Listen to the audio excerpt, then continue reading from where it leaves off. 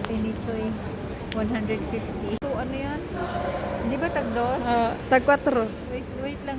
Wait lang. Calculate. 150. Tag-pila?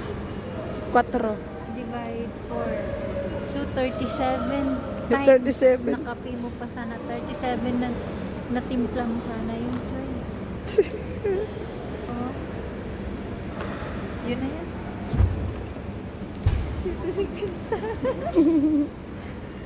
Saan to? Ba't ang mahal? Sa Clark Airport lang po ito. Paturo mo, ang ganda ng Clark, di ba? Tcharan! Ikat-ikat. Tcharan!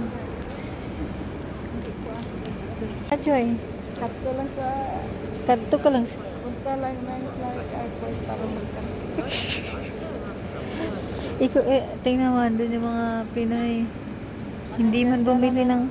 Hindi man bumili ng kape dito kasi nga 150. Oh. 150 yan.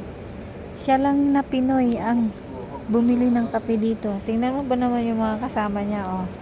Tingnan mo, ha. Oh. Siya pa. Oh. Oh. Office night na. 150 lang. Yung mga kasama niya dito, mga inchik. Siya inchik na hilaw. Check na nagpag. Pero pag sa bahay, yung kape niya, tag 4 pesos.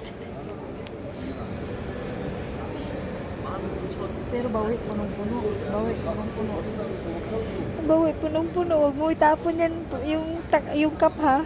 Bakit? Hanggang pag-uwi natin, pagbalik natin dito, 150 pa yan. Diyos ko.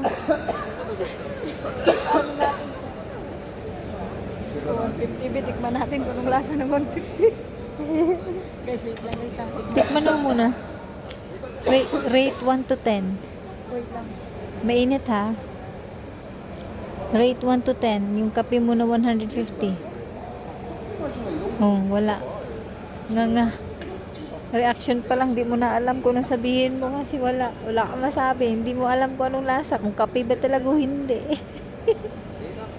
Guys, ito gisalod lang.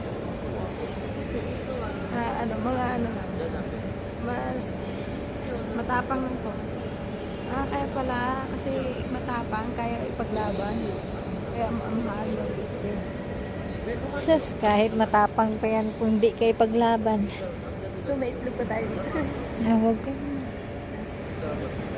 Ayaw. Hindi. Butang mo sa lugar ang itlog mo. Kayo? Chocolate na lang. Kuhaan na lang.